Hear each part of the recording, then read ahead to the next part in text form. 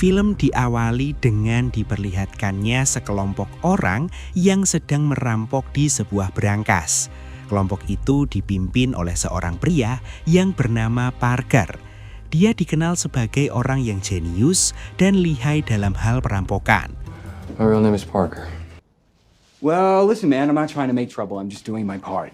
Parker dan rekan-rekannya pun segera membuka berangkas sesuai PIN yang sudah diberikan si manajer bank.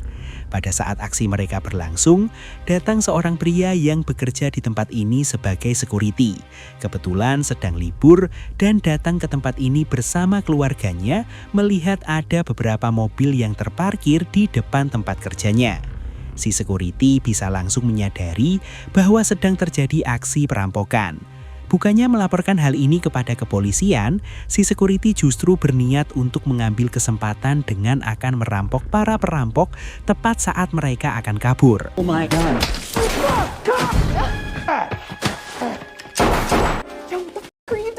Betul saja, si security pun berhasil mengambil satu kantong berisi uang hasil rampokan mereka. Parker yang gak terima itu pun langsung mengejar si security.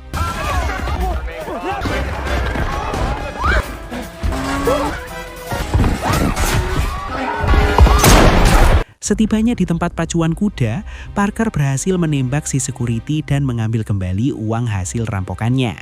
Melihat istri dan anak si security, Parker yang gak tegaan pun langsung memberi satu gepok uang untuk sebagai ganti rugi atas kematian si security. Sesampainya di markas rahasia, Phil, salah satu sahabat terdekat Parker, segera mendapat perawatan setelah sebelumnya terkena tembakan. Dari antara beberapa anggota baru yang terlibat dalam aksi kali ini, seorang wanita bernama Zen mulai menunjukkan sikap mencurigakan, bertindak di luar dugaan.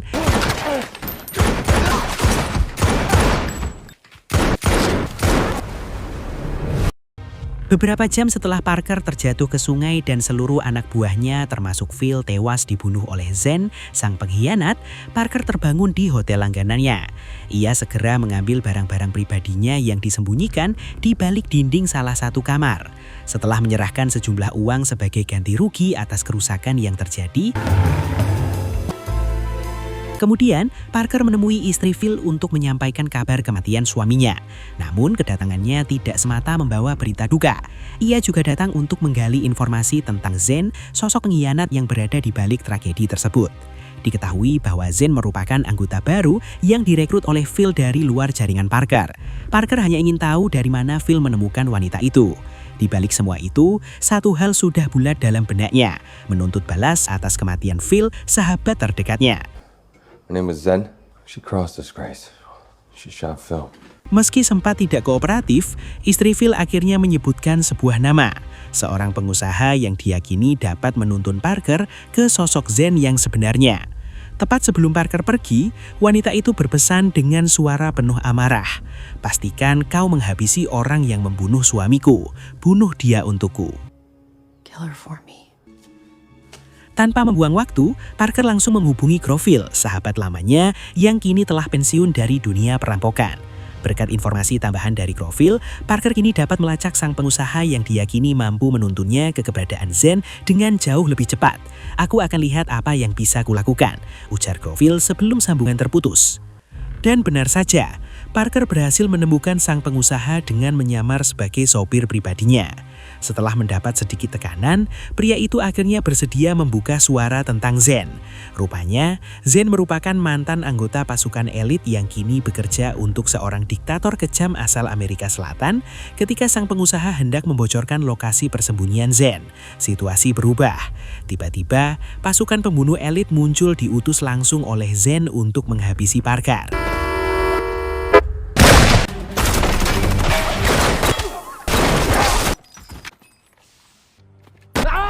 Dalam waktu kurang dari 1 menit, Parker berhasil menghabisi seluruh pasukan elit tersebut. Ia sengaja membiarkan satu pembunuh tetap hidup cukup lama untuk dijadikan pemandu menuju lokasi persembunyian Zen. The one under construction.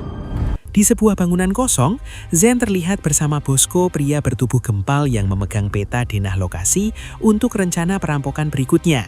Dari pertemuan itu terungkap kebenaran. Zen memang mengincar sesuatu yang jauh lebih besar.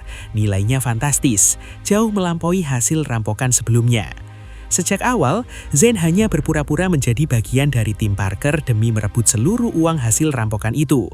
Uang tersebut digunakannya sebagai modal untuk menjalankan aksi yang lebih besar lagi.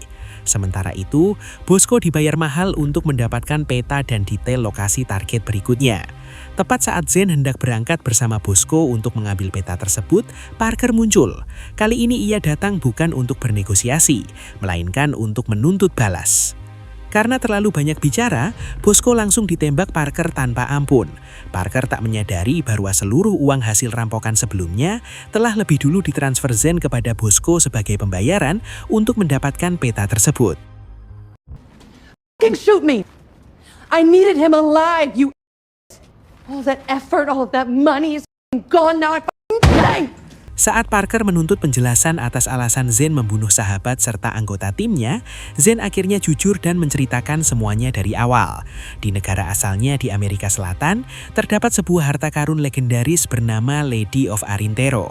Bangkai pesawat yang tenggelam berisi relik berlian dan patung berharga dengan nilai fantastis setara triliunan rupiah jika dikonversi. Harta karun itu sejatinya bisa menjadi solusi bagi krisis kelaparan yang melanda negaranya. Namun kekayaan tersebut justru dikuasai oleh seorang diktator kejam yang selama bertahun-tahun menindas rakyatnya. Demi pencitraan dan untuk mendapat simpati dunia internasional, sang diktator menyerahkan harta karun itu kepada PBB di Amerika Serikat. Setelah itu, ia merencanakan pengambilannya kembali dengan cara licik, menyewa kelompok perampok lokal, mengatur segalanya agar terlihat seperti aksi kejahatan murni, dan memposisikan dirinya sebagai korban. Interested? Who's he getting to steal it? The outfit. Dia adalah Tuan Lozeni, ketua kelompok The Outfit, organisasi kriminal profesional terbesar di Amerika Serikat. Berbeda dari penjahat biasa, Lozeni tidak mencuri uang rakyat atau pajak, melainkan berfokus pada artefak dan barang antik langka bernilai miliaran dolar yang dibayar mahal oleh sang diktator untuk mencuri patung Lady tersebut. A bit of a hiccup. You bite your tongue. He's missing. Dia bernama Kincaid, orang kepercayaan Tuan Lozeni yang bertugas khusus di lapangan. Kincaid baru mendapat kabar terkait Bosco yang dinyatakan menghilang, yang padahal sudah dibunuh oleh Zen. Karena peta denah lokasinya ada di Bosco, Kincaid diperintahkan untuk segera menemukannya. Go find Bosco. Fuck out. I'm Kembali ke Parker, ia tidak memilih untuk membunuh Zen. Sebaliknya, ia memilih bekerja sama dengan Zen untuk merampok harta karun berupa patung Lady. Zen kemudian memperkenalkan Parker kepada atasannya, seorang kolonel yang dikenal sebagai pemimpin pasukan elit Amerika Selatan dan tokoh kunci di balik upaya menjatuhkan kepemimpinan sang diktator. Untuk meyakinkan Parker bahwa rencana ini telah disusun dengan matang, sang kolonel menunjukkan sebuah patung Lady palsu yang nantinya akan digunakan sebagai umpan untuk mengelabui grup The Outfit. Secara garis besar, Parker, Zen, dan rekan-rekannya tidak berniat mencuri patung Lady secara langsung. Target mereka justru adalah para perampok itu sendiri, merampok kelompok The Outfit tepat saat mereka menjalankan aksinya. We'll rob the robbers. Exactamundo. Yes, good job. Saat hendak pergi, Parker dicegat oleh seorang pria, sebut saja Mintul, yang mengaku sebagai kekasih Zen. Mengetahui Parker dan Zen kini bekerja sama, Mintul memberi peringatan tegas agar Parker tidak pernah berniat menggoda wanita itu. Sementara itu, di sebuah tempat hiburan malam, Parker dan Zen menemui kakak kandung Bosco untuk mencari petunjuk tentang peta lokasi penyimpanan patung Lady. Sebelum masuk, Zen kembali mengingatkan Parker bahwa pria itu memiliki riwayat penyakit jantung dan mudah panik. Pendekatan keras jelas bukan pilihan, atau setidaknya menurut Zen. Salahnya, Parker bukan tipe orang yang suka basa-basi. Ia dingin, langsung ke inti persoalan. Am I supposed to know you? Hey, Bosco. Dan terus didesak tanpa jeda, sang kakak akhirnya menyerah. Ia membocorkan lokasi kamar tidur Bosco, bahkan menyebutkan detail tak terduga boneka gajah favoritnya. Namun tepat ketika Parker hendak pergi untuk mengambil barang tersebut, situasi berubah. Kincaid muncul bersama pasukannya, datang dengan tujuan yang sama. Si kakak mengalami serangan jantung setelah terus dipukuli oleh salah satu anak buah Kincaid. Zen berpura-pura menjadi dokter untuk meraih pistol yang tersembunyi di bawah meja. Dan dari situlah kekacauan dimulai. Setelah para kroco berhasil ditumbangkan, Parker segera naik ke atas untuk mencari peta.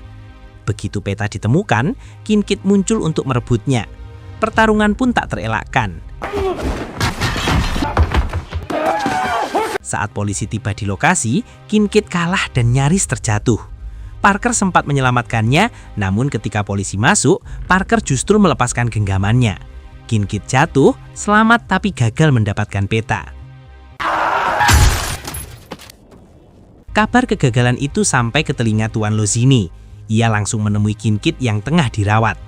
Lozini terkejut saat mengetahui Parker ikut campur, padahal bertahun-tahun lalu mereka telah bersepakat untuk tidak saling mengganggu bisnis.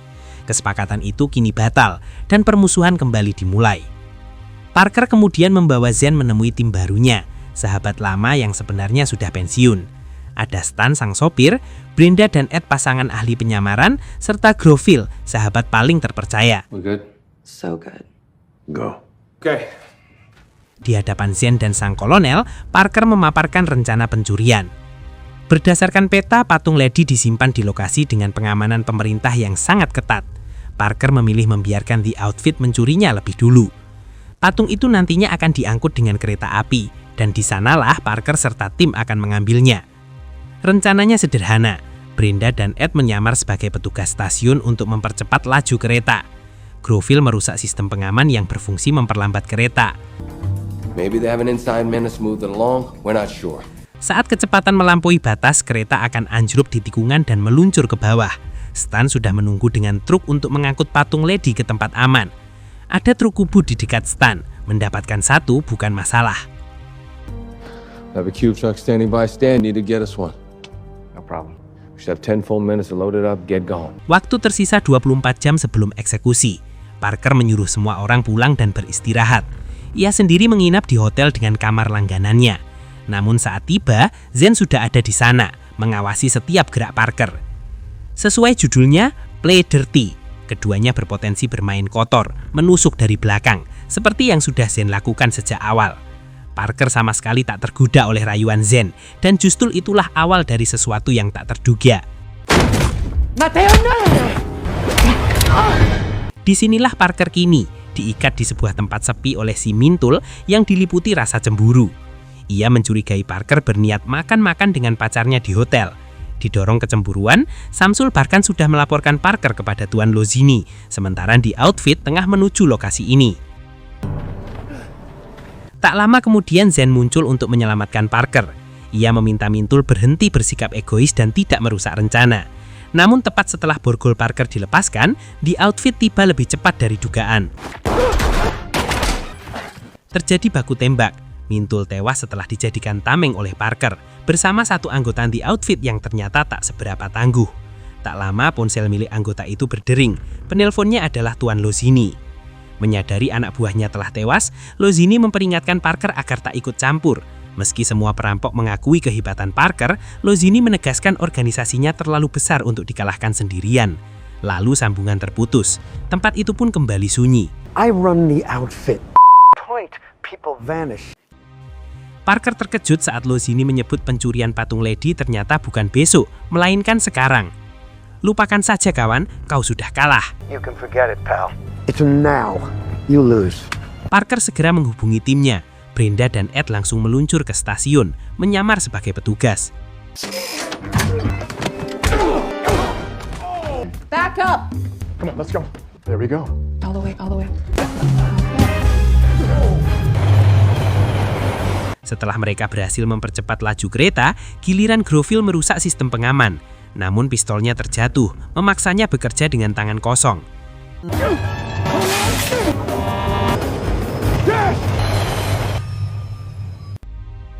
Di luar dugaan, kereta tidak anjlok, kecepatannya masih kurang. Groville segera bergerak ke tikungan berikutnya dan menembak sistem pengaman dari jarak jauh.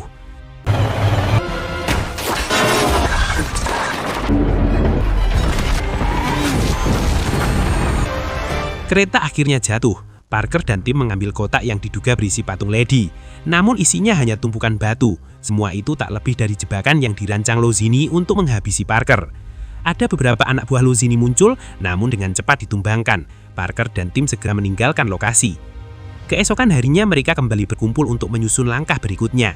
Jika aksi semalam hanyalah jebakan, berarti patung Lady sudah lebih dulu dikuasai Lozini. Kini mereka hanya perlu mengetahui di mana patung itu disimpan. Satu-satunya peluang adalah orang kepercayaan Lozini, Kinkit, yang masih dalam masa pemulihan. Parker tahu ada seseorang yang bisa mereka tanyai, dan pertanyaannya tinggal satu, siapa? Kinkit. Dengan menyamar sebagai polisi, Parker dan Groville menemui Kinkit yang masih terbaring sakit. Setelah diancam akan dijatuhkan dari jendela seperti sebelumnya, Kinkit akhirnya jujur. Ia tidak tahu di mana patung Lady disimpankan, namun ia tahu siapa calon pembelinya, seorang miliarder yang sangat kaya.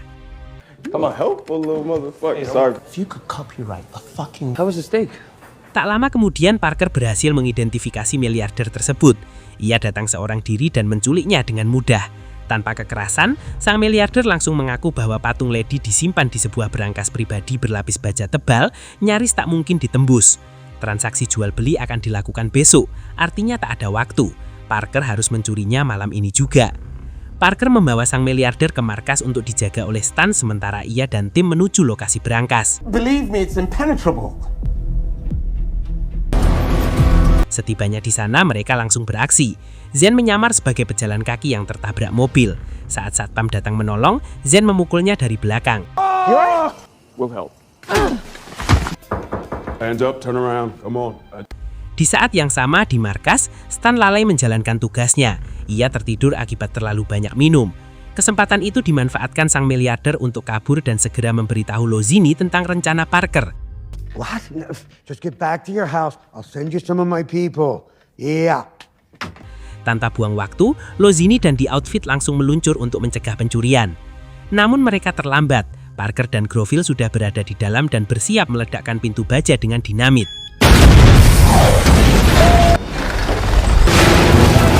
Impenetrable cage, my man. Saat Lozini tiba, berangkasnya sudah jebol. Ia langsung memerintahkan pengejaran.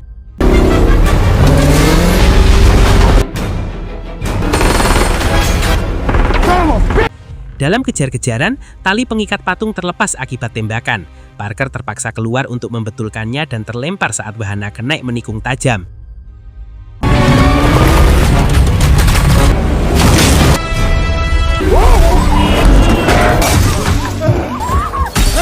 Nasib buruk berlanjut. Groville yang menjadi sopir gagal mempertahankan patung Lady ketika anak buah Lozini berhasil menembak dari belakang. There she goes. There she goes. Patung Lady kembali ke tangan Lozini. Ia segera menghubungi sang miliarder dan memutuskan transaksi dilakukan malam itu juga.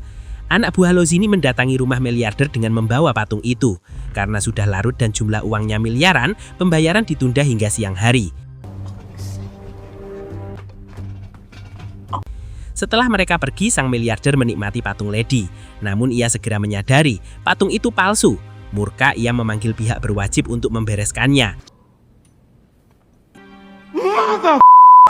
Lozini pun dituduh berkhianat. Padahal semua ini adalah jebakan balasan yang telah Parker rencanakan. Kembali ke Greenbrook, saat Lozini dan pasukannya bersiap bergerak, Parker dan tim sudah lebih dulu berada di sana, membobol berangkas lain tempat patung Lady yang asli disimpan.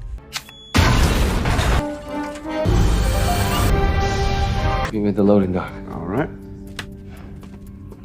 Saat hendak pergi, Lozini muncul lebih cepat dari dugaan. Ia tidak langsung membunuh Parker. Sebaliknya, ia mengakui kekagumannya. Parker telah berkali-kali mengelabuinya. Namun Parker sudah selangkah lebih jauh. Ia menukar nomor brankas dengan mencetak ulang penandanya. Patung Lady yang asli tak pernah meninggalkan tempat ini. Patung yang tadi dibawa hanyalah replika yang telah disiapkan jauh hari. Can't let you have her. Bahkan sebelum Lozini datang, Parker sudah memasang peledak yang terhubung pada remote kecil. Jika Lozini merasa dirinya paling cerdas dan selalu unggul satu langkah, kali ini ia keliru. Semuanya masih bagian dari rencana besar Parker. Ledakan terjadi. Patung Lady hancur tak bersisa.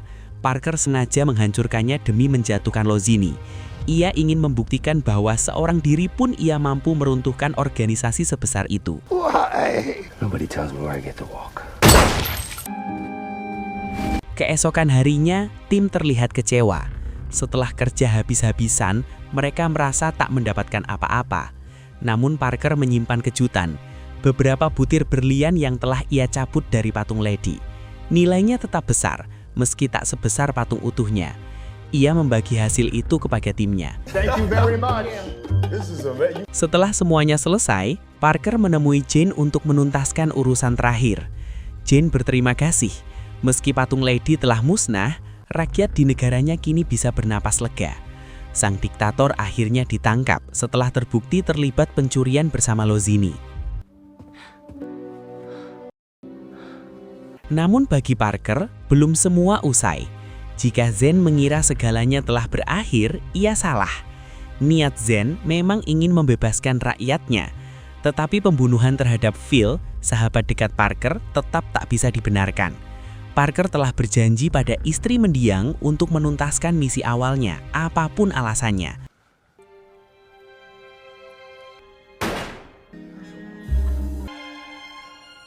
You better not let her down. Setelah itu, Parker menemui istri Phil dan menyerahkan beberapa butir berlian sebagai bekal hidupnya. Janji telah ditepati, tugas telah dituntaskan. Dalam percakapan dengan Groville, Parker mengaku lelah. Bertahun-tahun merampok, membegal, dan melakukan kejahatan membuat hatinya gelisah. Ia ingin berhenti, ia ingin bertaubat dan mencari jalan kembali kepada Tuhan.